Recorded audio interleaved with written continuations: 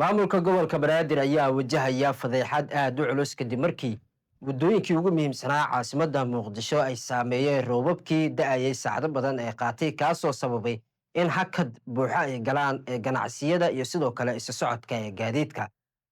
Roobkii saacadaha badan qaatay ee ka da'ay gudaha caasimadda muqdisho ayaa sababay khasaaro xoog leh oo dhanka isu maridda iyo sidoo kale ganacsiga kadib markii hakad ay galeen isa socodka gaadiidka bulshada iyo sidoo kale goobaha ganacsiga.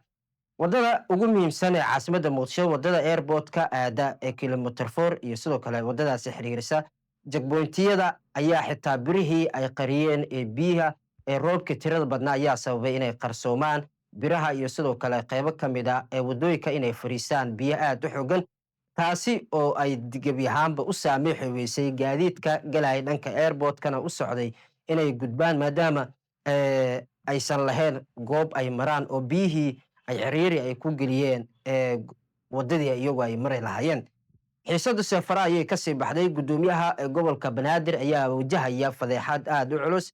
Dhowaan ayay ahayd markuu sheegay in sawir 2 sano ka hor uu ahaa la soo qaadanayo deetana lagu dhejinayo sawirkiisa, isagoona xusay in iminka gobolka banaadir ay intaasi kasii horumarsan tahay, gaar ahaan goobaha ugu muhiimsan ee caasimadda inay tahay meel si casriya loo diyaariyey islamarkaana ay leeyihiin biyo mareeno oo casriya oo loogu talagalay biyaha. Laakiin saacadii lasoo dhaafay roobabkii xoogga badnaa ee ka da'ay gudaha caasimadda waxay caddeynayaan inaysan lahayn biyo mareeno casri ah ee gudaha caasimadda ee Soomaaliya.